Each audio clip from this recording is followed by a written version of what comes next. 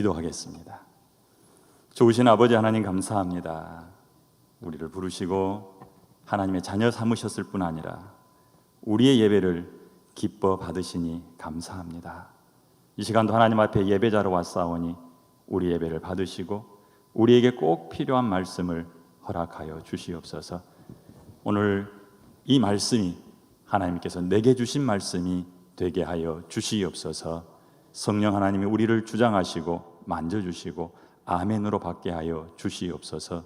예수님 이름으로 기도합니다. 아멘. 우리 주님께서 다시 오시겠다고 약속하셨습니다. 여러분은 그 약속을 믿으십니까? 주님 오실 걸 기다리고 계시죠? 여러분은 주님 맞이할 준비는 어떻게 하고 계십니까? 주님을 막연하게 기다리고만 계시지는 않습니까? 주님 기다리면서 여러분은 무엇을 준비하고 계십니까? 가만 기다리기만 하지 않고 주님 맞이할 준비도 해야 할 것입니다. 우리 주님 언제 오실지 알 수 없지만 주님과 사도들의 말하던 곧 오시겠다 하던 그때로부터 시간이 많이 흘렀습니다. 더욱 가까워졌죠. 정확한 시기는 알 수 없지만 주님은 우리가 생각하지 않은 때에 오실 것입니다. 마태복음 24장 42절과 44절을 함께 보도록 하지요. 먼저 마태복음 24장 42절에 이렇게 기록하고 있습니다. 그러므로 깨어 있으라. 어느 때에 어느 날에 너희 주가 임할는지 너희가 알지 못함이니라. 44절 같이 읽어볼까요? 이러므로 너희도 준비하고 있으라. 생각하지 않은 때에 인자가 오리라. 아멘. 주님께서 직접 하신 말씀입니다. 42절에서는 깨어 있으라 라고 말씀하시고 44절에서는 준비하라 라고 말씀하고 계시죠. 주님 오심을 기다리는 종들은 주님 오시는 그때 깨어 있는 것, 그리고 또 하나 준비하고 있어야 합니다. 주님 오실 때 깨어서 준비한 사람들이 복 있는 사람들이 될 것입니다. 24장 45절과 46절 한번 보십시오. 충성되고 지혜 있는 종이 되어 주인에게 그 집 사람들을 맡아 때를 따라 양식을 나눠줄 자가 누구냐? 주인이 올 때에 그 종이 이렇게 하는 것을 보면 그 종이 복이 있으리로다. 아멘. 어떤 종이 복이 있다라고 말합니까? 첫째는 충성되고 지혜 있는 종입니다. 둘째는 주님이 맡기신 사람들에게 말씀을 나누는 종입니다. 충성되고 지혜로운 종이 되어서 내게 맡겨주신 사람들에게 말씀을 전하는 사람, 그 사람이 복이 있습니다.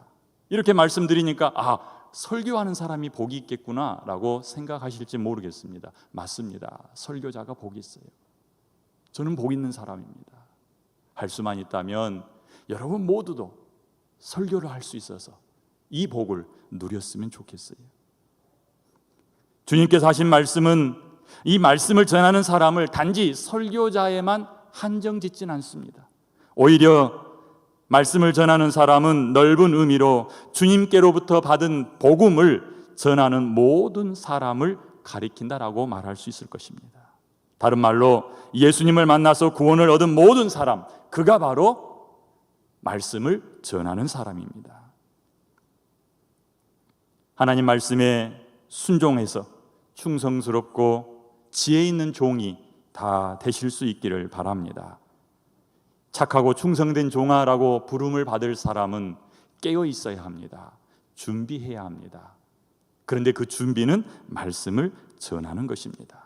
오늘 우리가 함께 읽었던 에스겔서 3장에서도 하나님이 에스겔을 찾아오셨고 에스겔에게 사명을 주셨는데 그 사명이 바로 말씀을 전하는 것이었습니다. 그를 말씀 전하는 선지자로 부르셨고 직접 그에게 말씀을 주시며 가서 이스라엘에게 전하라라고 명령하고 계십니다. 우리는 함께 읽은 이 에스겔 본문 속에서 에스겔이 충성스럽게 감당해야 할 그의 책임과 또 그에 따른 보상에 대해서 살펴볼 것입니다. 이 말씀을 들으면서 내게 주어진 책임 그리고 보상에 대해서도 생각해보는 기회가 되시기를 바랍니다. 하나님께서 바벨론의 그발 강가에서 에스겔을 선지자로 부르셨습니다. 여호와의 권능이 에스겔에게 강하게 임하였고 에스겔은 데라빕에서 사로잡힌 백성들 가운데 거하며 7일 동안 복음을 전했어요. 오늘 16절 말씀 보니까 그렇게 사람들 사이에서 하나님의 말씀을 선포하고 있던 에스겔에게 7일 후에 하나님이 다시 나타나십니다. 3장 17절을 우리 함께 읽도록 하겠습니다. 인자야, 내가 너를 이스라엘 족속의 파수꾼으로 세웠으니 너는 내 입의 말을 듣고 나를 대신하여 그들을 깨우치라. 너는 내 입의 말을 듣고 나를 대신하여 그들을 깨우치라. 이것이 하나님께서 에스겔에게 주신 명령입니다. 그리고 그가 감당해야 될 사명이요 또한 책임입니다. 백성들에게 말씀을 전하여 깨우치게 하는 것, 그를 살리는 것, 이것이 에스겔이 해야 할 일이었던 것입니다. 하나님이 보시기에 그발 강가에 살고 있던 이스라엘 백성들은 죽어 있었습니다. 살고 있는 사람들을 죽었다고 말하는 것이 무슨 뜻일까요? 숨은 쉬고 있지만 하나님을 향해 아무런 반응이 없기 때문에 그들은 죽어 있습니다. 하나님과 관계가 끊겨 있기 때문에 그들은 죽어 있습니다. 그들이 살 수 있는 길은 여호와 하나님의 입에서 나오는 말씀을 듣고 깨우쳐야 합니다. 아, 내가 죄인이구나. 내가 하나님으로부터 멀어져 있구나. 내가 죽어 있었구나. 이걸 깨우치는 사람이 하나님으로부터 다시 새 생명을 받아 살아나게 되는 겁니다. 하나님께서 포로가 된 이 이스라엘 백성들을 어떻게 비유하고 계시는지 제가 찾아서 한번 알려드리겠습니다. 에스겔서 37장에 보면 하나님께서 에스겔을 데리고 한 골짜기로 가세요.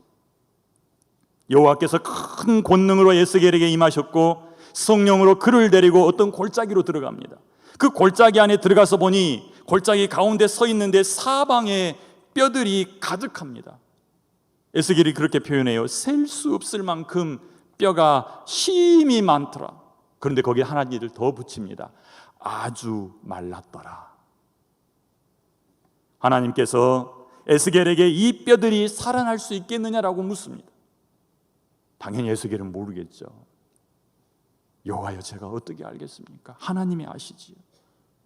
그때 하나님께서 에스겔에게 그들이 살아날 방법에 대해서 알려주십니다. 에스겔서 37장 4절입니다. 그리고 7절에서도 이렇게 말씀하고 계세요. 4절 먼저 보지요. 또 내게 이르시되 너는 이 모든 뼈에게 대언하여 이르기를 너희 마른 뼈들아 여호와의 말씀을 들을지어다. 이어서 7절에 말씀합니다. 이에 내가 명령을 따라 대언하니 대언할 때에 소리가 나고 움직이며 이 뼈 저 뼈가 들어맞아 뼈들이 서로 연결되더라. 뼈들이 살아난 겁니다. 여호와의 말씀이 에스겔을 통하여 선포되자 그 마른 뼈들이 살아납니다. 에스겔이 보는 이 환상은 이스라엘 백성에 관한 거예요. 그발 강가에 살고 있는 이스라엘 백성들에 관한 이야기입니다. 하나님께서 그렇게 이스라엘 백성들을 회복시키시겠다라고 말씀하시는데 놀라운 것은 여호와의 입에서 나오는 말씀이 에스겔을 통하여 선포되어지고 이 말씀을 들을 때에 죽어있는 사람, 마른 뼈, 아주 말라버린 뼈다귀들이 다시 살아났다는 것입니다. 우리는 이 말씀을 통해서 분명히 알게 됩니다. 하나님의 말씀을 듣지 않는 사람은 살았다 말하지만 사실은 죽은 것이구나. 누구든지 하나님의 말씀을 듣고 그 말씀에 반응을 보이면 죽은 사람도 살아나는구나. 호세아 선지자가 그렇게 말하죠. 말씀이 없어 기갈한 백성은 죽은 것입니다. 하나님을 향하여 여러분들은 어떻습니까? 살아 있습니까? 살았다 하나 죽어 있습니까? 하나님을 향하여 내가 살아있는지 죽었는지, 하나님은 나를 보실 때에 살아있는 생명으로 보실까, 그렇지 않으면 죽은 시체로 보실까? 생각해 볼 필요가 있겠지요. 숨을 쉬고 움직여서 사는 것이 아니라 말씀을 듣고 기도로 반응하는 하나님과의 교제가 있어야만 그 사람은 산 것입니다. 하나님 보시기에도 우리 모두가 살아있기를 바랍니다. 하나님의 계획은 죽은 이스라엘에게 에스겔을 보내어 하나님의 말씀을 들려주고 그들을 하여금 다시 살게 하는 것입니다. 에스겔 입장에서 보면 하나님의 말씀을 들고 가서 죽은 마른 뼈와 같은 사람들에게 선포하는 것, 그것이 자기의 사명이요 자기가 감당해야 할 책임입니다. 우리가 그랬지요? 오늘 에스겔에게 주어진 책임과 그가 받을 보상에 대해서 살피면서 나는 어떨까 생각해 보자고요. 그래서 하나님께서 에스겔에게 이렇게 말씀하십니다. 에스겔서 3장 18절입니다.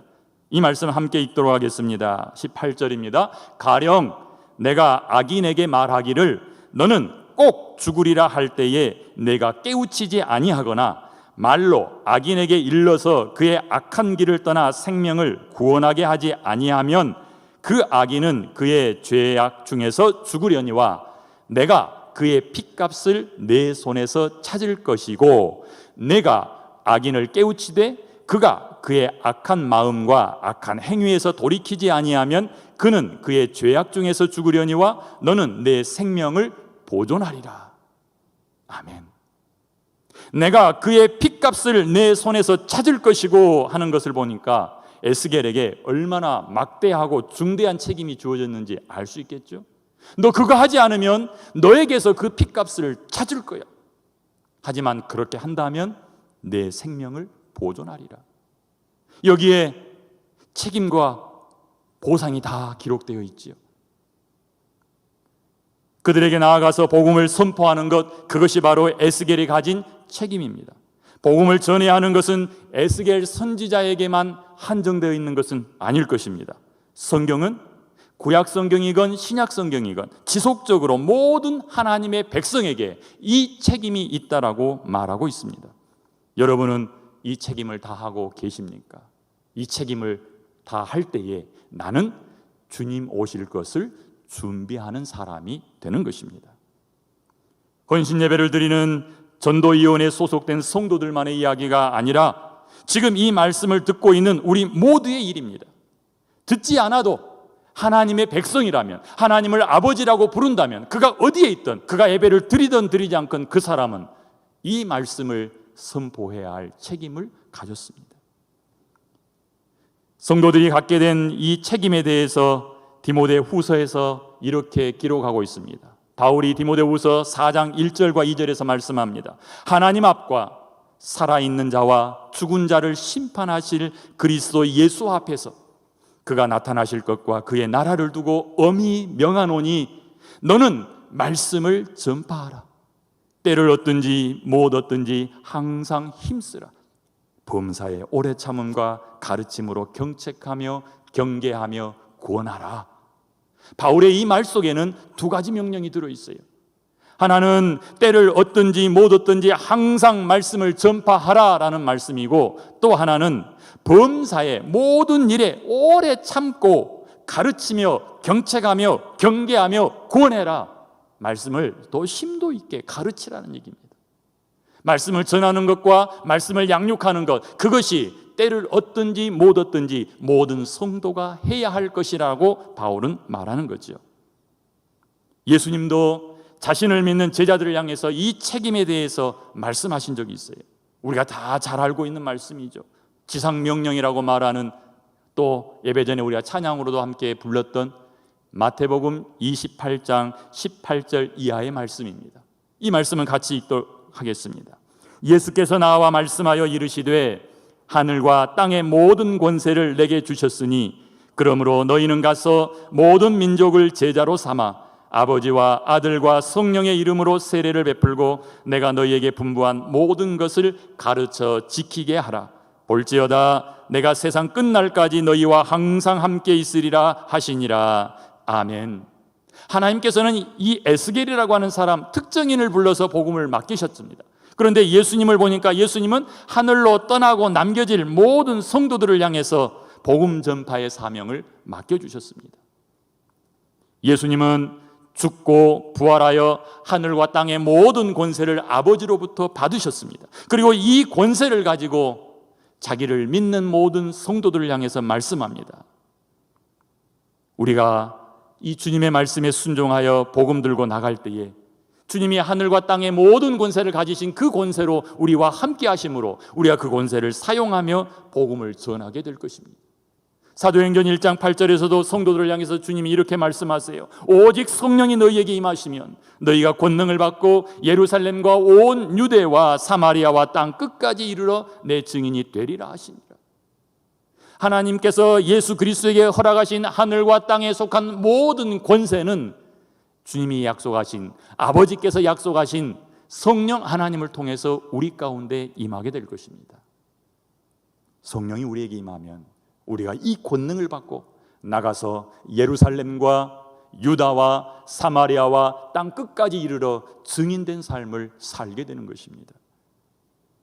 감람산에 주님이 올라가시기 전에 제자들과 함께 모였어요. 그때 약 500여 명의 성도들이 다 함께 그 자리에 모였는데 주님이 하늘로 올라가고 구름이 가려서 더 이상 보이지 않게 됐죠. 그때 500여 명의 사람들은 다 하늘만 쳐다보고 고개가 떨어져라 하고 있었어요. 두 천사가 거기 있어서 고개가 떨어질 듯 쳐다보고 있는 그 사람들에게 말합니다. 뭘 쳐다보느냐? 그리고 아주 중요한 말씀을 그들에게 남기죠. 그게 사도행전 1장 10절과 11절입니다. 올라가실 때에 제자들이 자세히 하늘을 쳐다보고 있는데 흰 옷 입은 두 사람이 그들 곁에 서서 이르되 갈릴리 사람들아 어찌하여 서서 하늘을 쳐다보느냐? 너희 가운데서 하늘로 올려지시니 예수는 하늘로 가심을 본 그대로 오시리라. 이렇게 말씀합니다. 남겨진 사람들에게 천사가 말한 핵심은 무엇입니까? 올려가신 예수님을 하늘로 가심을 본 그대로 다시 오시는 것을 너희가 보게 될 거다라고 말하는 것입니다. 가심을 본 그대로 다시 오십니다. 다시 오실 주님을 기다리는 사람들은 하늘을 쳐다보고 있는 게 아니라 성령을 받고 그 권능으로 예루살렘과 유다와 사마리아와 땅 끝까지 이르기까지 복음 전하는 일에 힘써야 합니다. 그것이 성도가 맡은 책임이요 사명입니다. 나아가서 예수가 그리스도다, 너희가 죽인 예수가 너희를 구원하실 메시아다, 너희는 예수 믿어야 산다, 회개하고 예수를 믿어라, 이렇게 죽은 사람들을 향해 말하는 것, 그것이 바로 거기 서 있던 사람들이 감당해야 될 일입니다. 누가요? 예수를 만난 사람들, 예수를 주로 고백한 사람들, 예수 때문에 구원받은 사람들, 예수님 때문에 천국 가게 된 사람들이 해야 될 일이 복음을 전하는 것입니다. 에스겔만의 일이 아닙니다. 우리 모두의 일입니다. 여러분은 주님께서 여러분과 함께 계시길 원하십니까? 주님이 말씀하셨어요. 내가 세상 끝날까지 너희와 함께 있으리라. 언제요? 내가 복음 들고 땅 끝까지 갈 때에, 복음 들고 복음을 전할 때에, 말씀을 증거할 때에, 사람들, 죽은 사람들을 향해서 살아나는 메시지를 선포할 때에 하나님은 나와 함께 계시고 우리는 성령의 권능을 사용할 수 있게 되는 것입니다. 여러분들이 성령의 충만함을 받기를 원하시죠? 뭐 하기 위해서입니까? 성령이 우리 가운데 충만하게 역사하시고 우리에게 권능을 주시는 것은 권능의 말씀을 선포하기 위함입니다. 내 자신의 유익, 내 자신의 평안함, 남들보다 더 잘하기 위해서, 고생은 덜하고 더 잘되는 삶을 위해서 성령의 충만을 원하십니까? 그렇다면 성령은 역사하지 않으실 것입니다. 그러나 낮고 낮은 자리, 천한 자리, 어려운 자리, 힘든 자리, 빼앗기는 자리에 있어도 복음 전하는 곳이라면 성령님은 함께 하시며 자신의 권능으로 여러분을 덧입혀 주실 줄 믿습니다. 성령께서 여러분에게 충만하게 역사하기를 원하십니까? 예수 그리스도께서 여러분과 함께 계시기를 원하십니까? 그렇다면 복음을 들고 나가십시오. 에스겔을 바벨론 그발 강가에 보내어서 하나님을 버리고 심판받아 이미 죽어버린 백성들에게 말씀을 선포하셨습니다. 다시 살아나게 하신 것, 그것은 말씀 때문입니다. 이제 남겨진 우리, 예수 그리스도의 다시 오심을 기다리는 우리는 주님께서 다시 오시는 그날까지 죄로 인하여 죽은 사람들을 향하여 복음의 말씀을 선포해야 할 것입니다. 하나님께서 에스겔에게 하나님의 영으로 강하게 임하여 권능을 주셨던 것처럼 하나님께서 성령을 우리에게 보내셨고 우리 안에 계신 성령이 우리를 담대하게 함으로 우리는 사람을 살리는 복음을 전할 수 있을 것입니다. 우리 모두 이 시대 이 땅에서 에스겔로 부름받은 하나님의 사명자들입니다. 에스겔이 하나님의 부르심에 순종하여 충성스럽게 말씀을 전했던 것처럼 하나님께서 이제 우리 모두에게 복음을 전하라고 말씀합니다. 주께서 여러분을 부르실 때에 외면하거나 불순종하지 않기를 바랍니다. 복음을 전하는 것은 우리의 책임이지만 동시에 우리의 복이기도 합니다. 하나님께서 우리에게 복음 들고 나아갈 때에 복을 누리게 하셨습니다. 에스겔에게 어떤 복이 보장되었는지 한번 보십시오. 방금 전에 우리가 읽었던 에스겔서 3장 19절 그리고 21절에 하나님이 에스겔에게 약속한 보상이 있어요. 19절 말씀 함께 읽겠습니다. 내가 악인을 깨우치되 그가 그의 악한 마음과 악한 행위에서 돌이키지 아니하면 그는 그의 죄악 중에서 죽으려니와 너는 내 생명을 보존하리라. 21절도 함께 읽겠습니다. 그러나 내가 그 의인을 깨우쳐 범죄하지 아니하게 하므로 그가 범죄하지 아니하면 정녕 살리니 이는 깨우침을 받음이며 너도 내 영혼을 보존하리라. 아멘. 앞에 19절에서는 너는 내 생명을 보존하리라 라고 말씀하시고 21절에서는 너도 내 영혼을 보존하리라 라고 말씀하고 있습니다. 생명을 보존하는 것, 영혼을 보존하는 것, 이것이 주어진 보상입니다. 단지 생명을 간직하는 것, 보관하는 것만을 말하지 않습니다. 저는 이 말씀 속에서 생명을 보존하다, 내 영혼을 보존하리라 라는 이 말씀 속에서 세 가지를 보았어요. 첫째는 생명을 보존하고 영혼을 간직하게 되는데 그 안에 하나님과의 풍성한 교제가 있다는 것입니다. 생명을 보존하고 영혼을 보존하는 그 속에 풍성한 교제가 있습니다. 이사야가 이렇게 이야기해요. 이사야서 52장 7절에 보면 좋은 소식을 전하며 평화를 공포하며 복된 좋은 소식을 가져오며 구원을 공포하며 시온을 향하여 이르기를 내 하나님이 통치하신다 하는 자의 산을 넘는 발이 어찌 그리 아름다운가. 복음을 들고 나가서 전하는 사람들의 발이 얼마나 아름다운가. 저는 이 52장 7절에서 두 가지를 봅니다. 하나는 내용이죠. 무엇을 전하느냐? 좋은 소식, 평화, 복된 좋은 소식, 구원, 내 하나님이 통치하신다. 이것이 복음의 메시지입니다. 전해야 될 내용이죠. 두 번째로는 그 발이 아름답다라고 말합니다. 우리가 가진 발로 죄 짓고 하나님의 마음을 아프게 하는 곳에 사용하지 않기를 바랍니다. 우리가 가진 발로 하나님이 보시기에 아름다운 발이 되게 할 수 있기를 바랍니다. 그런데 이 아름다운 발을 갖는 것, 이것이 바로 보존하는 것이요 하나님과 깊은 교제 가운데 있게 하는 것인데, 바울은 이 이사야의 이야기를 인용해서 로마서 10장에서 이렇게 말합니다. 그런즉 그들이 믿지 아니하는 자를 어떻게 부르리요? 듣지도 못한 이를 어찌 믿으리요? 전파하는 자가 없이 어찌 들으리요? 보내심을 받지 아니하였으면 어찌 전파하리요? 기록된 바 아름답도다 좋은 소식을 전하는 자들의 발이여 함과 같으니라. 좋은 소식, 복된 소식을 전하는 사람의 발은 아름답습니다. 왜 아름답냐면 거기에 누가 계셔요? 예수님이 함께 계셔요. 거기에 무엇이 임하여요? 성령의 권능입니다. 하나님과 동행하는 것만큼 더 아름다운 일이 어디 있습니까? 그것만큼 더 우리가 소원하는 일이 어디 있습니까? 하나님이 우리와 함께 하시고 임마누엘 되시는 그 하나님이 우리 속에 계심을 확실하게 드러내시는 그 일만큼 더 행복한 일이 어디 있습니까? 더 아름다운 일이 어디 있습니까?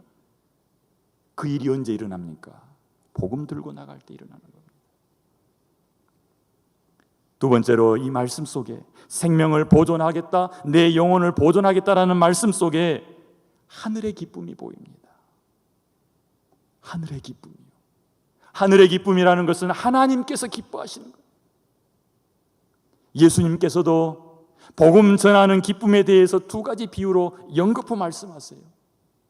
잃어버린 양을 찾는 비유와 잃어버린 동전을 찾는 비유입니다. 잃어버린 양과 동전의 소중함과 다시 찾았을 때에 하늘에서 누리는 기쁨에 대해서 이 비유를 통해 주님이 말씀하고 계세요. 누가복음 15장 7절에 보니까 이렇게 기록하고 있습니다. 내가 너희에게 이르노니 이와 같이 죄인 한 사람이 회개하면 하늘에서는 회개할 것이 없는 의인 99으로 말미암아 기뻐하는 것보다 더하리라. 하늘에서 기뻐하는데 누가 기뻐하겠습니까? 하나님이 기뻐하십니다. 하나님을 둘러서 보좌하고 있는 천사들이 기뻐할 것입니다.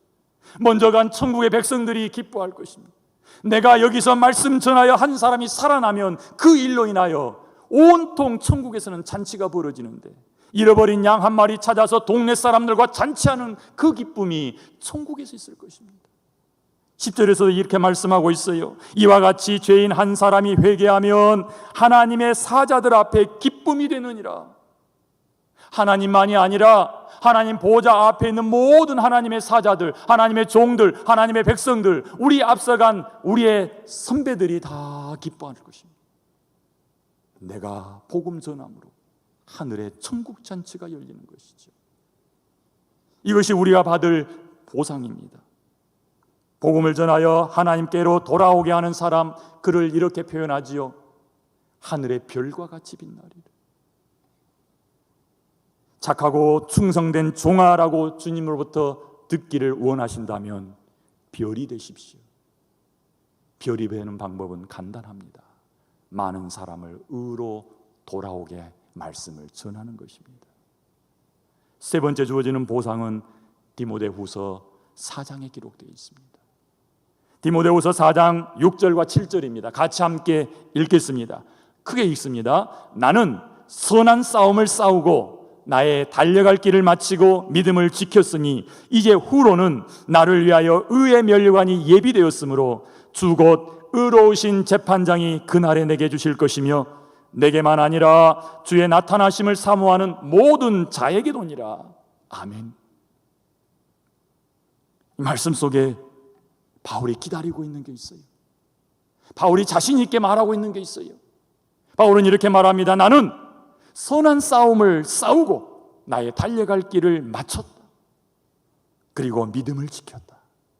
자기에게 주어진 책임 다 했다라고 말하는 겁니다. 그런 바울이 기다리고 있는 것이 있습니다. 나를 기다리는 것은 의의 면류관이다. 그런데 나뿐 아니라 나와 같이 복음을 전하는 사람, 주의 나타나심을 사모하는 사람, 주님 다시 오실 것을 기다리고 있는 모든 사람들에게도 이 의의 면류관을 주실 것이다 라고 말씀하죠. 내 생명이 보존되리라, 내 영혼이 보존되리라라는 말씀 속에 네가 사람을 살려내면 너에게 이 의의 면류관을 주겠다라고 말씀하시는 것이죠. 바울은 자신을 위해서 준비된 이 의의 면류관을 바라보면서 마지막을 웃으면서 갈 수 있었을 것입니다. 기쁨으로 갈 수 있었을 겁니다. 미련 없이 이 땅을 떠났을 것입니다. 그가 다른 사람에 의해서 억지로 죽임을 당했지만 결코 그것이 그의 기쁨을 빼앗을 수 없었습니다. 우리 모든 성도는, 우리 모든 예수 믿는 사람은 하나님으로부터 부름받아 복음을 전해야 하는 책임을 가졌습니다. 그리고 이 책임을 충성스럽게 수행하는 사람은 그에 따른 보상도 받게 될 것입니다. 이 땅에서 복음 때문에 어려움에 처하기도 하겠지만 하늘에서는 빛나는 별의 영광을 얻게 될 것입니다. 하나님과 개인적인 풍성한 생명으로 보존을 받을 것입니다. 하나님께서 기뻐하시고 바울처럼 의의 면류관으로 준비하여 우리에게 주실 것입니다. 우리에게 준비된 이 복을 상속받을 수 있기를 바랍니다. 그날에 어떤 사람은 바깥 어두운 데로 버림을 받아서 거기서 슬피 울며 이를 갈고 있을 것이며 어떤 사람은 주인의 즐거움에 참여하게 될 것입니다. 어디에 있기를 원하십니까? 그걸 가르는 것은 여기서 결정됩니다. 주의 나타나심을 사모하며 살아가고 계십니까? 그렇다면 준비도 하시길 바랍니다. 의의 면류관을 받아 쓰고서 주와 함께 왕노릇할 그 준비를 해야 되지 않겠습니까? 우리 함께 찬송가 492장을 부르도록 하겠습니다. 가사를 깊이 묵상하면서 그래, 이게 내 고백이야, 나 그렇게 될 거야, 이런 마음을 함께 찬송했으면 좋겠습니다. 잠시 세상에 내가 살면서 항상 찬송 부르다가 날이 저물어 오라 하시면 영광 중에 나아가리. 열린 천국문 내가 들어가 세상 짐을 내려놓고 빛난 멸류관 받아 쓰고서 주와 함께 이 살리. 솔짝이 더듬으면서 나의 갈 길 다간 후에 주의 품 안에 내가 안기어 영원토록 살리로다. 열린 천국문 내가 들어가 세상 짐을 내려놓고 빛난 멸류관 받아 쓰고서 주와 함께 길이 살리. 나의 가는 길 멀고 험하며 산은 높고 고른 깊어 고난 나의 몸 쉴 곳 없어도 복된 날이 밝아오리. 열린 천국문 내가 들어가 세상 짐을 내려놓고 빛난 멸류관 받아 쓰고서 주와 함께 길이 살리. 한숨 가시고 죽음 없는 날 사모하며 기다리니 내가 그리던 주를 배울 때 나의 기쁨 넘치리라. 열린 천국문 내가 들어가 세상 짐을 내려놓고 빛난 멸류관 받아 쓰고서 주와 함께 길이 살리. 아멘. 우리 모두의 고백이 되기를 바랍니다. 그날에 슬피 울고 이를 갈는 사람이 여기에는 없어야겠습니다. 기껏 고생해서 끝까지 갔는데 아니네. 얼마나 허망하겠습니까? 돌이킬 수도 없습니다. 디모데후서 4장 4절과 5절을 함께 읽겠습니다. 디모데후서 4장 4절과 5절입니다. 때가 이르리니 사람이 바른 교훈을 받지 아니하며 귀가 가려워서 자기의 사욕을 따를 스승을 많이 두고 또 그 귀를 진리에서 돌이켜 허탄한 이야기를 따르리라. 그러나 너는 모든 일에 신중하여 고난을 받으며 전도자의 일을 하며 내 직무를 다하라. 아멘이십니까? 아멘이십니까? 보십시오. 여러분이 복음 전해야 될 세상은 어떻습니까? 때가 이르리니 사람이 바른 교훈을 받지 않습니다. 귀가 가려워서 자기 사욕을 따를 스승을 많이 둡니다. 또 그 귀를 진리에서 돌이켜 허탄한 이야기를 따를 것입니다.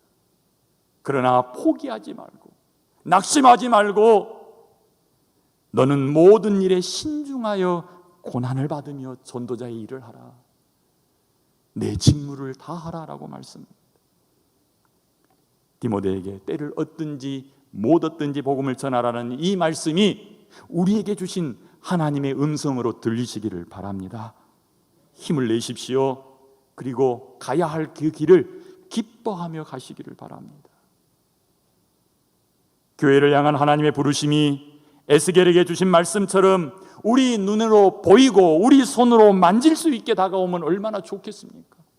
너 가거라, 저 사람에게 복음을 전하라 라고 직접 말씀하시면 얼마나 좋겠냐고요. 그렇지 않을 때가 더 많습니다. 오히려 우리가 하나님을 향해서 민감해질 때 알아차리기 쉽죠. 그런데 저는 주로 이렇게 사용을 합니다. 내게 부담으로 오는 일이 있는지를 살펴봅니다. 부담으로 올 때, 굉장한 부담으로 올 때 멈춰서서 하나님께서 혹시 주시는 거 아닌가? 또 하나는 눈에 밟히는 사람이 있으면 성령님께 묻습니다. 내가 어떻게 해야 되지요? 내가 복음을 전해야 되는가요? 호주머니를 뒤져서 뭘 좀 줘야 되는가요? 내 안에 부담감으로 다가올 때, 눈에 밟히는 사람이 나타날 때 하나님이 나에게 말씀하시는 거구나 이렇게 생각하고 멈춰서서 그럼 내가 무엇을 할까요? 주님, 내가 무엇을 할까요? 혹시라도 그 부담이나 그 눈에 밟힘이 내 욕심 때문에 생긴 거라면 결말을 상상해 보면 쉽게 구분이 돼요. 내가 그렇게 했을 때 무슨 일이 일어날까? 누구에게 유익할까? 사람이 살까? 나만 유익하고 내 명예만 올라간다면 이것은 내 욕심에서 나오는 내 내면의 부르심일 거예요. 그러나 내가 그 일을 함으로 누군가에게 상처가 되고 누군가가 죽는다면 그것은 사단이 내게 주신 미혹일 겁니다. 그러나 내가 그 일을 했을 때, 내가 말을 전했을 때, 말을 걸었을 때, 가서 등을 토닥여 줬을 때 그가 위로받고 살아날 수 있다면 이건 하나님이 내게 주신 부르심 아니겠습니까? 그렇게 해서 우리에게 하나님이 말씀하시는 것을 알아차려 갈 수 있습니다. 나는 안 돼, 나는 몰라라고 변명하지 않기를 바랍니다. 여러분들에게 부담으로 다가올 때, 여러분의 마음을 짓누를 때에, 여러분의 눈에 밟히는 사람이 나타날 때에 그 자리에 서서 성령님 어떻게 하라고요? 물으실 수 있기를 바랍니다. 또 가끔은 주님께서 내가 가진 것을 쓰시겠다라고 말씀하실 때가 있어요. 주께서 쓰시겠다 말씀하실 때에 나귀 주인은 어떻게 반응을 보였습니까? 자기 새끼 나귀 그냥 내어줬습니다. 아무 말하지 않았어요. 갈릴리에서부터 예루살렘까지 따라왔던 여자들은 자기가 가진 돈으로 예수님과 예수님의 제자들의 먹을 것을 준비하며 공개했다라고 말합니다. 예수님께서 마지막 유월절 식사를 준비하라 하실 때에 물동이를 들고 물 기르러 가던 여인에게 가서 말을 했더니 그냥 자기 다락방 내놓았어요. 주의 복음을 전하는데, 주의 나라 확장해 가는데 자기 것을 쓰시겠다라고 말씀할 때 내놓은 것들입니다. 주께서 여러분들을 향해 말씀하시는 것에 귀를 기울이십시오. 무엇을 쓰시겠다라고 말씀하시면 예 주님 필요하시면 내어놓겠습니다라고 말씀드리십시오. 주님 앞에 내어놓은 보리떡 5개와 물고기 2마리 어떤 결과를 가져왔습니까? 5,000명을 먹이고 12광주리가 남았습니다. 만약에 이 어린아이가 자신이 먹으려고 그냥 가지고 있었더라면 자기 배는 채울 수 있었지만 5,000명은 굶게 됩니다. 기쁨이 없습니다. 하지만 자신이 가진 작은 도시락을 내어놓았을 때에 주님 손에서 5,000명이 배불렀습니다. 이렇게도 볼 수 있을 겁니다. 그 떡을 먹은 사람은 예수가 살 길이구나, 예수가 생명의 주구나, 예수가 공급자구나, 예수를 알아가는 겁니다. 그게 사는 거 아닙니까? 여러분의 시간, 여러분의 물질, 그리고 여러분의 열정을 요구하실 때에 내놓을 수 있겠습니까? 여러분에게 주어진 시간이나 여러분이 가진 지식, 여러분이 가진 열정, 여러분이 가진 재물을 내어놓으면 주님은 그걸 사용하여 사람을 살려내실 것입니다. 여러분을 향해서 작은 것을 내어놓으라고 하실 때가 있어요. 가끔은 억지처럼 느껴지기도 하고요, 이렇게까지 뺏어가야 돼요 라고 말할 정도로 남은 거 딱딱 긁어갈 때가 있어요. 그런데 이 말을 한번 들어보십시오. 기근이 들어서 먹을 것이 떨어졌어요. 사렙다에 있던 한 과부는 마지막 남은 한 줌의 밀가루, 몇 방울의 기름, 그래서 그는 이렇게 생각을 했어요. 내가 이것을 먹고 죽으리라. 밖에 나가서 나뭇가지를 줍고 있는데 엘리야 선지자가 찾아오면 너 뭐하니? 사실은 나 마지막 남은 밀가루 한 줌으로 떡 만들어 먹고 죽으려고요. 그랬더니 선지자가 뭐라고 말합니까? 너 그 떡 놔주라. 나에게 가져오라. 나랑 먹자. 너는 죽을 거니까 그냥 죽고 나는 살 거니까 먹고 살자. 그런데 놀라운 일이 일어나죠. 이 과부는 가뭄이 끝날 때까지 밀가루 독에 밀가루가 떨어지지 않습니다. 때로는 억지처럼 느껴질 때에도 하나님이 내놓으라 할 때에 예, 주께서 쓰시겠다 하니 쓰십시오라고 내놓은 그 사람은 하나님을 경험하게 될 줄로 믿습니다. 주께서 어떤 방법으로든 여러분을 찾아와 복음을 전하기 위해서 여러분이 가진 것을 요구할 때 예스라고 말씀하십시오. 주님 기다리신다면 충성스러운 모습으로 복음을 전하면서 사십시오. 목요일 오후 2시에 모여서 함께 기도하고 전도 물품을 준비하고 길거리에 나가는 것도 주님께서 기쁘게 받으실 겁니다. 전도 대상자를 정해놓고 11월 7일 날 내가 꼭 데려오겠습니다, 주님 나에게 힘주세요라고 기도하는 것 하나님이 받으실 것입니다. 그때 드리는 여러분의 시간, 여러분의 물질, 그것이 복이 되어 여러분을 기쁘게 할 뿐 아니라 천국에서는 잔치가 열리게 할 것입니다. 아버지는 여러분들을 향해서 너야말로 내 종이구나, 착하고 충성된 종, 내가 작은 일에 충성하였으니 내 주인의 즐거움에 참여할지어다라고 말씀하실 것입니다. 자, 이제 에스겔에게 주신 하나님의 말씀을 통해서 우리는 무슨 생각을 하고 어떤 시작을 해야겠습니까? 각자 여러분 마음 가운데 주시는 말씀이 있습니다. 고개만 끄덕이지 말고 주님, 내가 이제 주님을 기다리며 준비하는 사람이 되겠습니다, 이렇게 다짐하고 주님 앞에 나아갈 수 있기를 바랍니다. 기도하겠습니다. 아버지 하나님 감사합니다. 우리가 사는 이 세상 잠시 살 것입니다. 잠시 사는 동안 어떻게 준비하느냐에 따라서 하나님 앞에 섰을 때의 희비가 갈릴 것입니다. 열린 천국문으로 내가 들어가 세상 짐을 다 내려놓을 때에 의의 면류관 받아 쓰고 주님과 함께 기뻐하기를 원합니다. 그런 사람으로 살아갈 수 있도록 복음 전하며 살게 하여 주시옵소서. 우리에게 주어진 책임을 다하게 하여 주시옵소서. 하나님 또한 우리에게 약속하신 보상도 이 땅에서도 누리며 살게 하여 주시되 특별히 하나님과 함께 기뻐하는 삶이 되게 하여 주시옵소서. 감사하며 예수님 이름으로 기도합니다. 아멘.